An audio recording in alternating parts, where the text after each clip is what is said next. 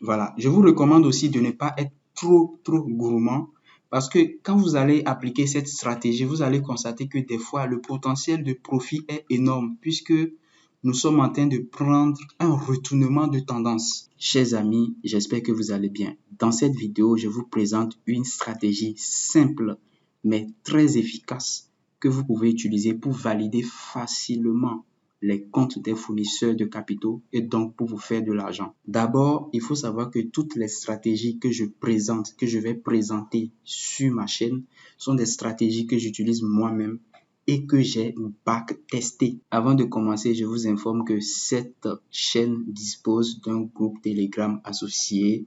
Le lien est dans la description, vous pouvez nous y rejoindre. N'hésitez pas également à liker la vidéo, à vous abonner et surtout à activer la cloche des notifications pour ne rater aucune des prochaines vidéos. Il faut comprendre que cette stratégie est une stratégie de retournement de tendance. C'est-à-dire, on veut se positionner exactement à un retournement de tendance. Vous voyez? Donc, si on avait une tendance haussière comme ceci, l'idée, c'est d'arriver à savoir qu'on aura une forte probabilité d'avoir un retournement de tendance et d'arriver à se positionner quelque part là ou quelque part là, on ne sait pas où ça sera. Voilà, l'idée c'est d'arriver à se positionner quelque part là pour profiter de la baisse éventuelle. Vous voyez, on ne veut pas se positionner ici. On ne veut pas se positionner ailleurs. Nous voulons nous positionner uniquement sur l'impulsion qu'on aura après la cassure de structure. C'est ici la cassure de structure. Donc, après la cassure de structure, la première impulsion qu'on aura, c'est exactement là que nous voulons nous positionner parce qu'on aura une forte probabilité d'avoir un bon résultat si nous nous positionnons là plutôt que si nous nous positionnons ici ou un peu plus bas. Vous voyez, parce que plus la tendance se réalise, plus on peut avoir un retournement encore de l'autre côté. Donc, si on arrive à se positionner quelque part ici, on aura une forte chance de prendre un bon trade en fait. C'est ça, donc c'est ça l'idée de base. Voilà, pour augmenter vos chances d'avoir un bon résultat, je vous recommande vivement de suivre les prérequis qui sont ici des vidéos que j'ai déjà réalisées sur la chaîne qui vous permettra de bien comprendre ce que je vais faire par la suite. La première vidéo, c'est la vidéo sur les divergences. C'est très important de comprendre cela parce que ici, les divergences vont nous annoncer un retournement.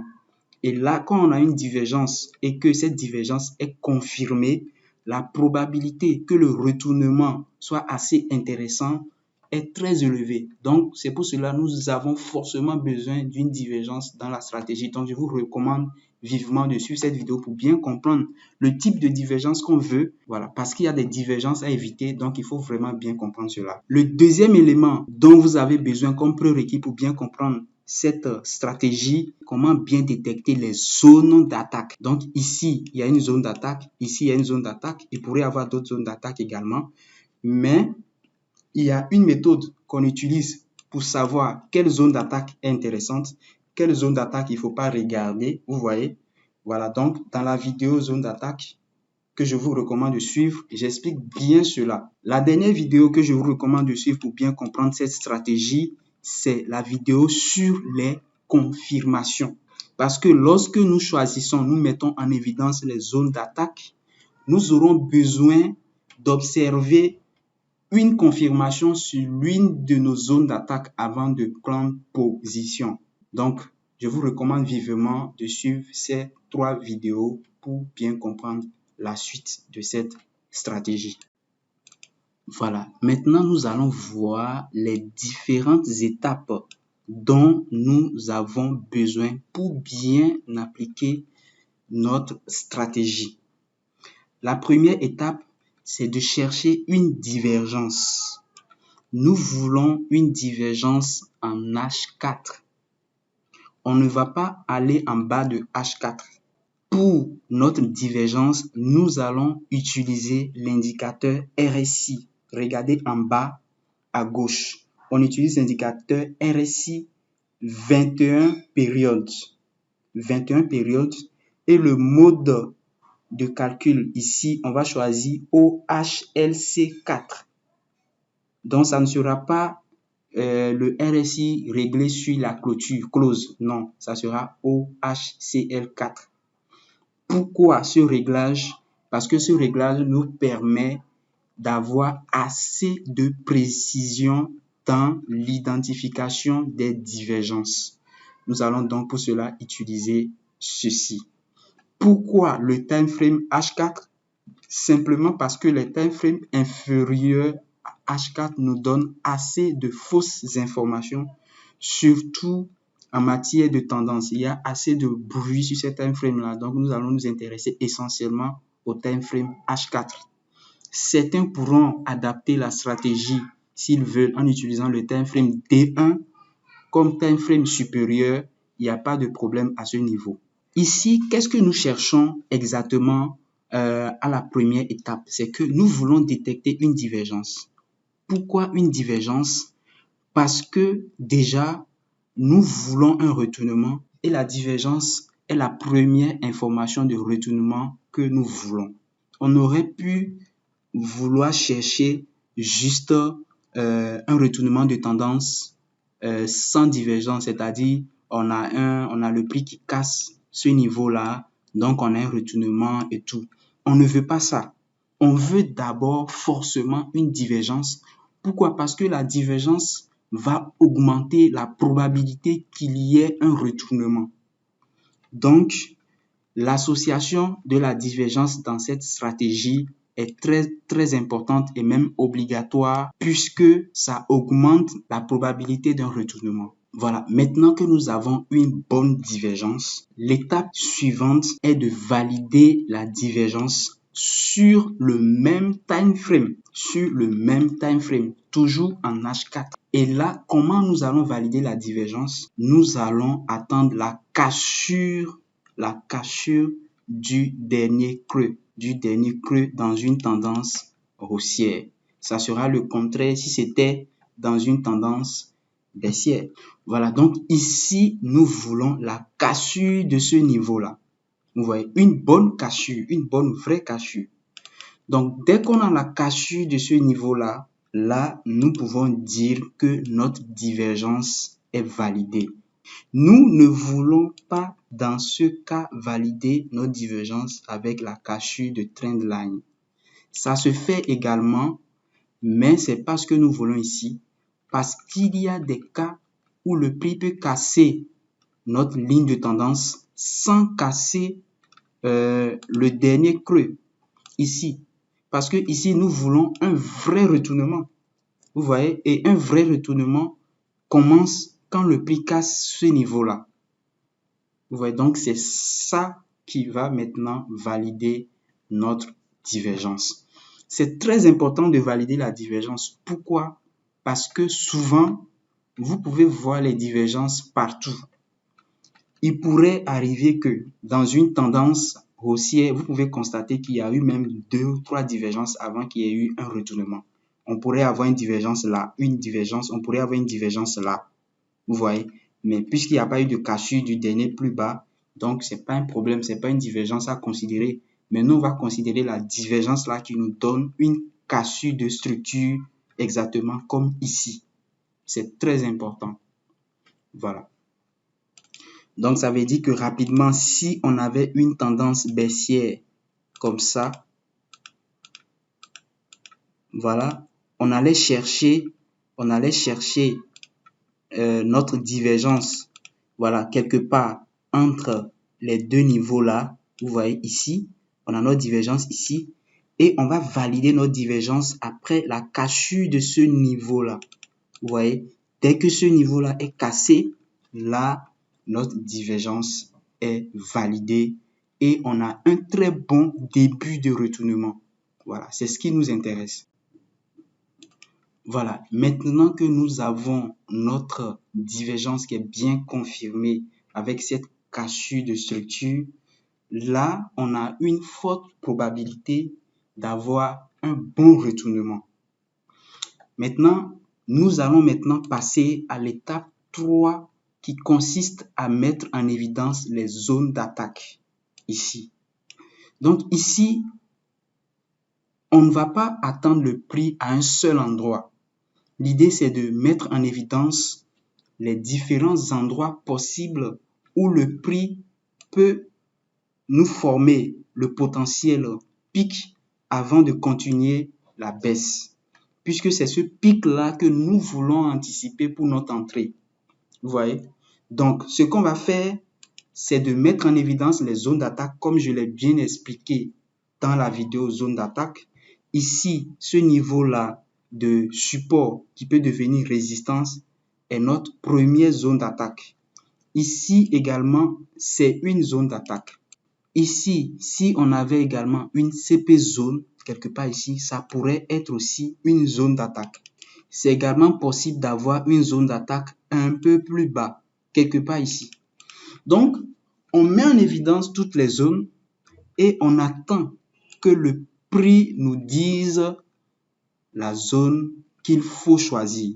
Mais ce qu'il faut savoir, c'est que dans la vidéo zone d'attaque, j'ai bien expliqué que il y a des zones qu'on ne va pas considérer, notamment les zones qui sont en bas du retracement de 50. Donc, dès qu'on a notre zone d'attaque qui est bien définie et que le prix entame une petite correction quelque part là, ce qu'on va faire, c'est qu'on met notre outil de Fibonacci pour éliminer les zones qui n'ont pas de sens pour nous. Donc, ça veut dire que les zones qui sont en bas du 50% de Fibonacci, vous voyez 50% de Fibonacci en bas ici, ces zones-là ne seront pas prises en compte. Donc, ça veut dire que naturellement, cette zone-là ne sera pas considérée. Nous voulons les zones qui sont supérieures à 50%. Pareil si c'était dans l'autre sens. Donc, la phase d'identification des zones est très importante. Donc, avec cette phase-là, on comprend directement que cette zone-là ne nous intéresse pas, on la supprime. Et là, ça veut dire que pour la suite, pour la confirmation, on va attendre le prix sur nos vraies zones, notamment ici, là ou là. Ce sont les zones où nous allons attendre une bonne confirmation pour prendre le trade. Après avoir mis en évidence les zones d'attaque, l'étape qui suit, c'est l'étape 4 qui consiste à attendre une bonne confirmation sur l'une des zones d'attaque. Donc, puisque nous ne savons pas sur quelle zone le prix va vraiment réagir, parce que le prix peut réagir n'importe où ici, pour augmenter nos chances de bien choisir la zone en question, parmi les bonnes zones bien sûr, on va attendre une confirmation. Ce que je vais vous recommander essentiellement, c'est de chercher soit une confirmation de bougie sur l'une des zones ou soit une confirmation de retournement.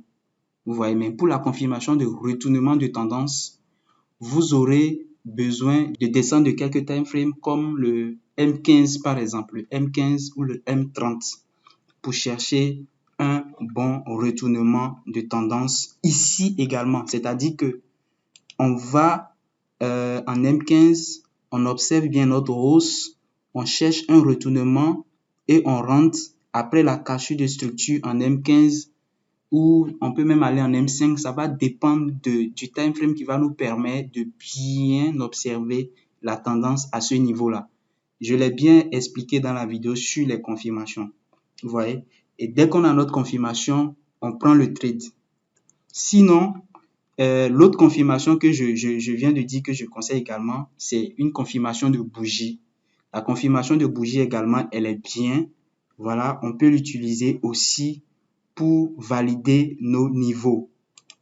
Vous voyez, mais pour ce type de confirmation-là, on va prendre cette confirmation directement en H4. Donc, si le prix il arrive là, il ne nous donne pas la confirmation et que le prix nous donne cette confirmation ici, voilà, on prend notre confirmation directement en H4. Donc là, on va chercher à avoir une bonne bougie baissière et pleine qui englobe la bougie précédente. Et là, ça sera bien pour notre confirmation. N'hésitez pas à poser des questions en commentaire concernant la stratégie. Je vous réponds sans souci. La dernière étape ici, c'est de prendre un trade à risk-reward de 1,3. Pourquoi je parle de risk-reward 1,3? Parce que déjà, vous constatez que l'opportunité que nous voulons prendre ici, l'opportunité, c'est un retournement de tendance. En général, lorsqu'on a un bon retournement de tendance, le prix, il vient pratiquement jusqu'au début de la tendance précédente. Vous voyez?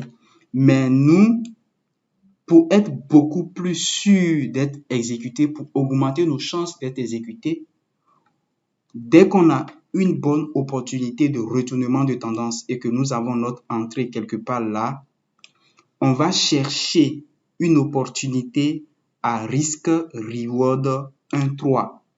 C'est-à-dire qu'on met notre stop loss quelque part en haut de la zone, vous voyez, et on cherche un risk reward, on calcule directement, on prend un risk reward 1,3. Vous voyez, même si le risk reward en question, on constate que le risk reward 1,3 que nous voulons prendre dépasse le dernier creux. Parce que le dernier creux, c'est un obstacle. Donc, si le risk reward dépasse le dernier creux, on le prend également parce que puisque nous avons un retournement de tendance, la probabilité est vraiment très élevée que le prix casse le dernier creux là pour nous donner vraiment un bon trade. Donc, un risk reward de 1,3 sera même facilement atteint puisque c'est un retournement et que nous nous positionnons au début de la première impulsion après le retournement. Donc, on aura une forte probabilité d'être exécuté à un risk reward de 1,3. Et je rappelle également que c'est uniquement dans cette zone-là que nous voulons nous positionner, uniquement dans cette zone-là que nous voulons nous positionner pour prendre la première impulsion. Nous ne voulons plus les deuxièmes. On ne veut plus se positionner ici pour prendre d'autres impulsions. Non. Pourquoi? Parce que celles-ci n'auront pas une si grande probabilité de succès par rapport à ce que nous voulons prendre ici. Je rappelle également que j'ai ajusté ceci comme étape parce que c'est très important.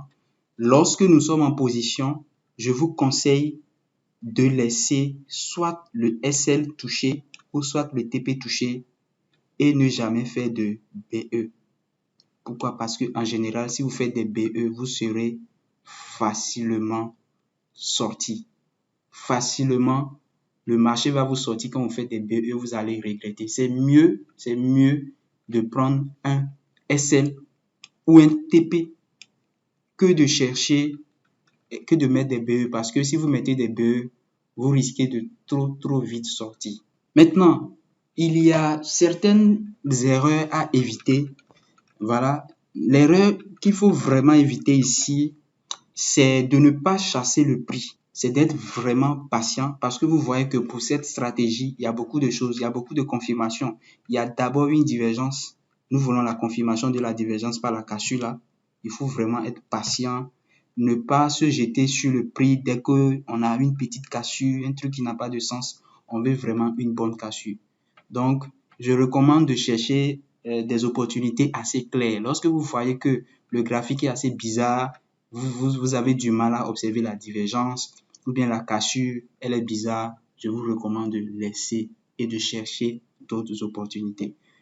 L'autre erreur que je vous demande d'éviter, c'est la confirmation qu'il y a ici. Lorsque, après confirmation, le prix est trop éloigné de la zone d'attaque, je vous recommande de laisser cette opportunité. On veut une confirmation où, après la confirmation, le prix est vraiment assez proche de notre zone d'attaque en question pour nous permettre d'avoir un bon risk reward et pouvoir rapidement rentrer et sortir avec notre risk reward 1,3. Vous voyez? Voilà. Je vous recommande aussi de ne pas être trop gourmand parce que quand vous allez appliquer cette stratégie, vous allez constater que des fois, le potentiel de profit est énorme puisque nous sommes en train de prendre un retournement de tendance. C'est assez fort. Vous voyez, souvent, vous allez voir qu'il y a certains setups qui peuvent vous donner jusqu'à des risk-reward de 1,10. Oui, il y en a. Mais sauf que on ne peut pas les avoir tout le temps. Et il faut savoir que plus le risk-reward est élevé, plus la probabilité que le TP soit touché devient faible. Vous voyez? Donc, c'est pour cela que, vu mon expérience avec la stratégie, je préfère rapidement sortir avec un risk-reward de 1,3. Et je vous le recommande également. C'est très important. Voilà, nous allons passer à quelques exemples. Comme vous le savez bien souvent, j'aime prendre des exemples un peu bizarres pour vous montrer la réalité, voilà, pour voir comment vous pouvez affronter la stratégie face au marché. Voilà, remarquez que nous avons une bonne tendance baissière ici. Et là, nous avons quoi ici? Déjà, à partir de là, on a une divergence qui commençait à se présenter. Vous voyez, déjà là, à partir de là à ici, vous voyez, on a une divergence qui commençait à se présenter là. Mais, comme je l'ai dit, il faut être vraiment patient. Ce n'est qu'ici, on a eu la cassure de la structure que nous voulons. Vous voyez, la cassure de la structure, elle s'est faite exactement ici. Et qu'est-ce qu'on fait? On met en évidence nos différentes zones d'attaque possibles. Et là, voici notre première zone d'attaque que je viens de tracer, qui est la résistance, qui pouvait devenir support. Notre deuxième zone d'attaque, c'est bien sûr cette zone-là. Vous voyez, qui est le dernier creux de la zone-là, vous voyez. Et à part ces deux niveaux, il n'y a pas vraiment d'autres zones d'attaque. Maintenant, l'autre méthode, c'est de filtrer les zones d'attaque. On met notre outil de Fibonacci pour voir est-ce que nos zones d'attaque sont en bas de 50%? Oui. Donc, ça veut dire que c'est bon, il n'y a aucune zone à éliminer ici. Donc, on attend une confirmation ici.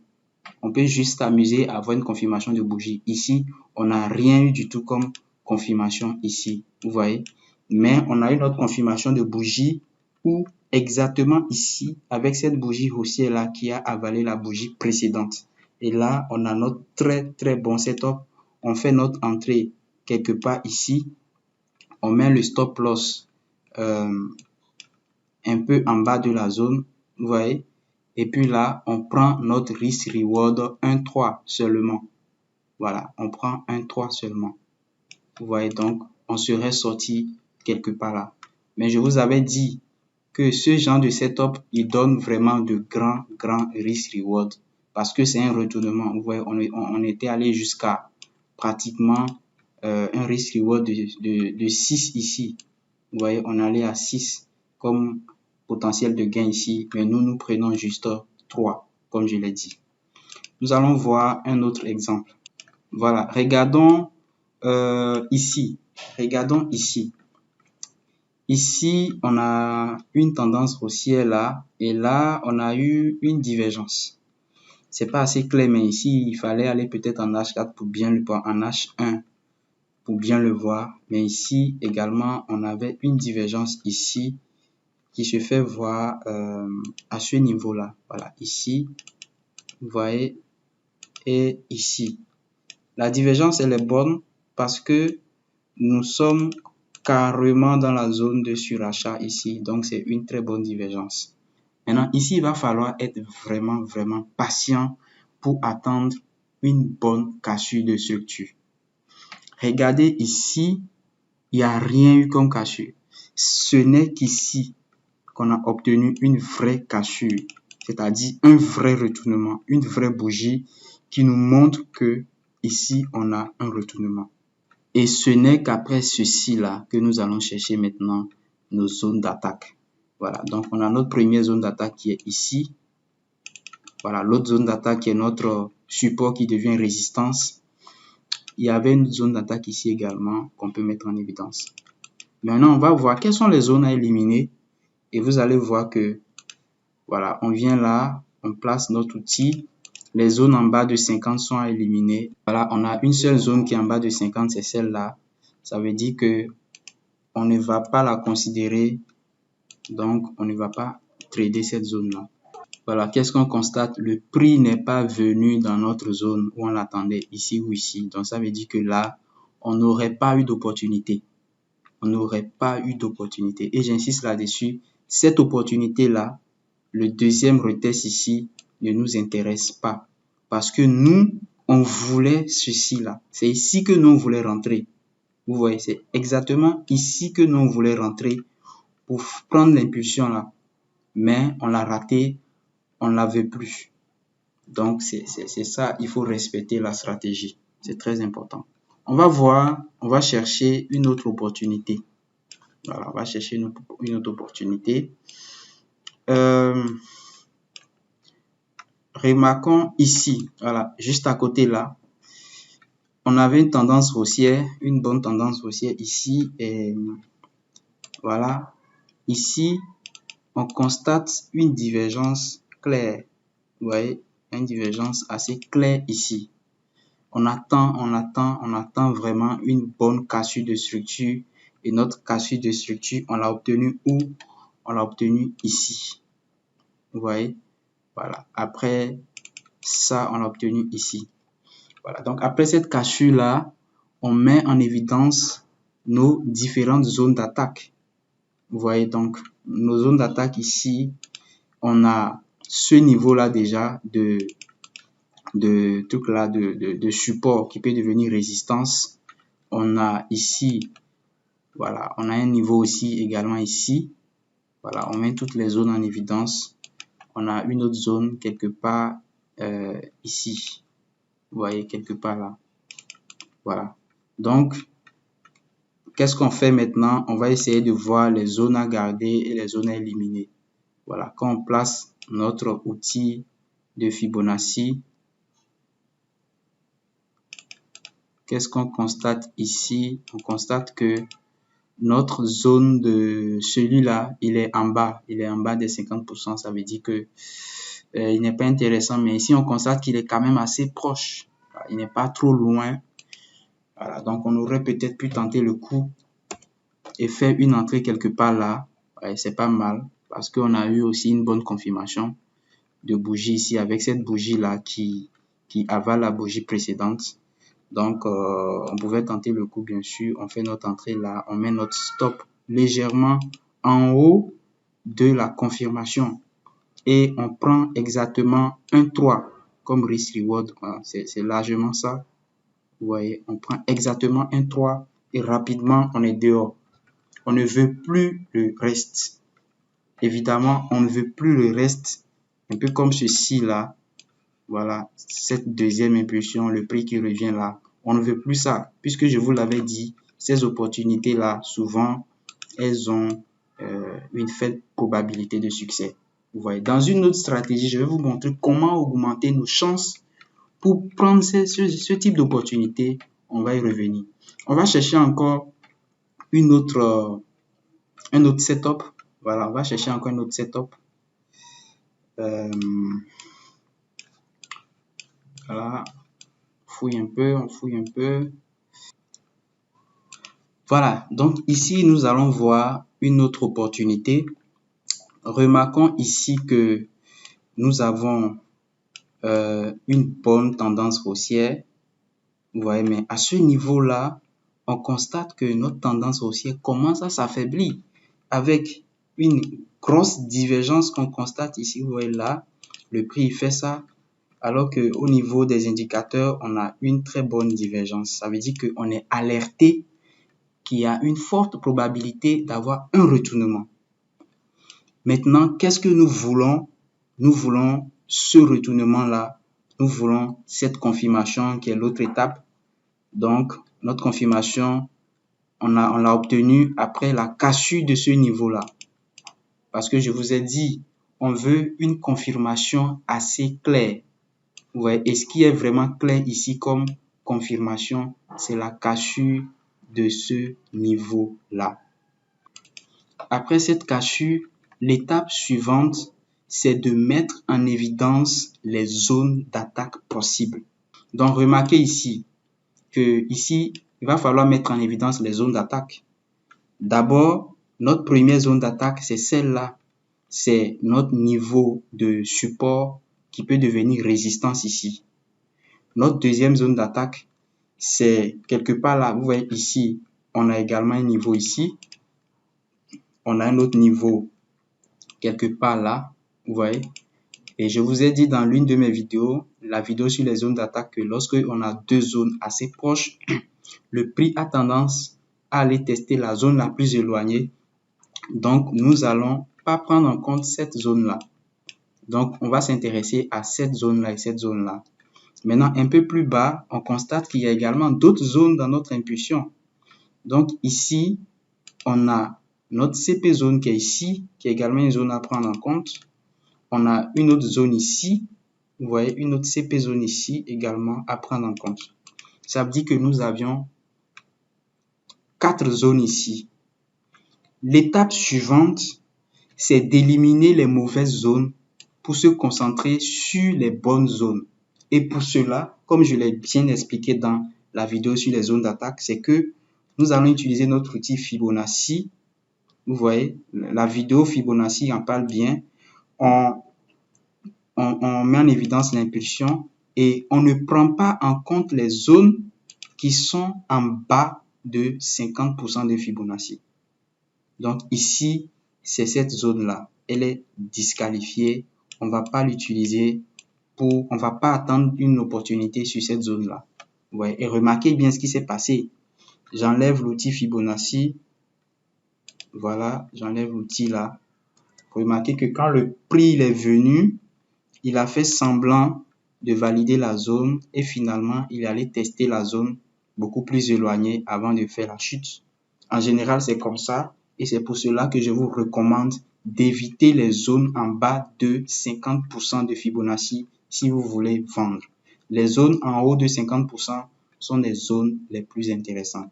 Donc, ça veut dire que cette zone-là est d'emblée éliminée et nous nous intéressons maintenant à attendre une confirmation soit ici, soit là et soit ici.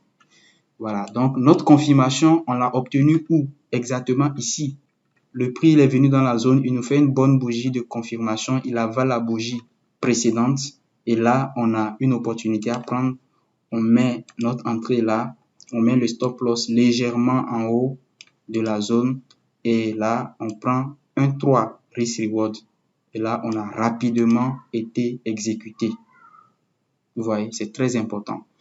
Je vous avais dit que le plus important pour nous, c'est de se positionner sur la première impulsion qu'on aura après la cassure de structure du retournement.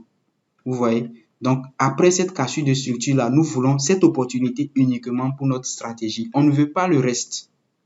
Autrement dit, on ne veut pas se positionner. Vous voyez, ici, on a eu une cassure ici.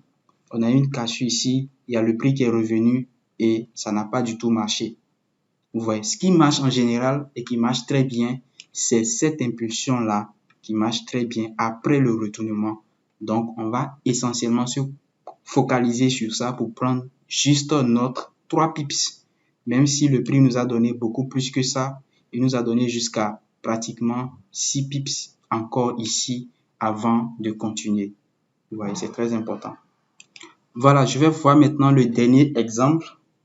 Le dernier exemple ici, vous voyez, on a une bonne tendance haussière ici. Nous voulons un bon retournement et il nous faut forcément une divergence. Donc ici, on avait une très bonne divergence qui a commencé même depuis ici. On avait l'information, on avait la divergence même depuis ici, vous voyez. Voilà, donc avec la patience, on attend que notre divergence soit validée. Donc, voilà, on avait une très bonne divergence parce qu'elle était complètement hors de la zone de 70, au-delà de la zone de 70, vous voyez. Et notre divergence a été validée après la cassure de ce niveau-là. Vous voyez, après la cassure de ce niveau-là, on a notre divergence qui a été validée, bien validée même. Maintenant, le principe, il est simple. L'étape qui suit maintenant, c'est de mettre en évidence nos zones d'attaque, éliminer les mauvaises zones et attendre le prix sur la bonne zone. Donc, on va s'intéresser pour cela à la première à cette impulsion-là. Donc, sûrement, voilà, donc on a d'abord ceci-là, ce niveau-là qui est notre première zone d'attaque, vous voyez ici. Ensuite, on avait ici comme zone d'attaque aussi, vous voyez là. Et enfin, on avait ce niveau-là comme zone d'attaque également. Voilà, on met notre outil de Fibonacci pour éliminer les mauvaises zones et garder les bonnes. Voilà, donc ici, on va mettre notre outil de là jusqu'à là. Voilà, c'est exactement ici. Donc, avec notre outil, notre niveau 50, il est quelque part ici. Vous voyez bien, il est quelque part ici. Donc, les zones qui sont en bas de 50 sont éliminées. Ça veut dire que là, cette zone-là qu'il y a ici, elle n'est pas intéressante. On ne la prend pas en compte. Donc, nous allons attendre le prix dans cette zone-là. Ici ou ici. Vous voyez? Et là, j'enlève l'outil Fibonacci, ou on dit Fibonacci. Je fais souvent l'erreur là. J'enlève l'outil là. Et là, on attend le prix maintenant dans cette zone-là. Vous voyez, ici. Et le prix vient dans la zone. Et là, on a notre confirmation ici. Vous voyez, la confirmation se termine quelque part avec cette grosse bougie-là. Là, c'était vraiment une bonne confirmation. Mais le problème, c'est que la confirmation est très éloignée de notre zone d'attaque. Vous voyez, donc, je ne vous conseille pas de prendre ce type de trade. C'est à éviter parce que vous voyez, notre entrée, il est ici et notre stop loss est forcément en haut de la zone. Donc, si on veut prendre notre 1-3, c'est jusque là, vous voyez. Voilà, si on veut prendre notre 1-3, vous voyez que ça a augmenté largement le risque. Vous voyez, donc, là, on ne veut pas ce type de trade puisque à cause de la confirmation, on a raté notre opportunité. Et là, on ne serait sorti en stop loss. Alors que si on avait obtenu notre confirmation qui se terminait quelque part ici, vous voyez, quelque part là, on aurait pu prendre facilement notre risk reward 1-3 et sortir en profit. Donc, le risk reward ici, il est très important et il ne faut pas du tout que la confirmation soit éloignée de notre zone d'attaque. C'est très important. Ça nous permet d'avoir de très bonnes opportunités. Voilà, nous sommes arrivés à la fin de cette vidéo. J'espère que vous avez appris quelque chose. Abonnez-vous, activez la cloche des notifications pour ne pas rater la prochaine stratégie que je vais présenter et surtout partagez cette vidéo. Je vous remercie.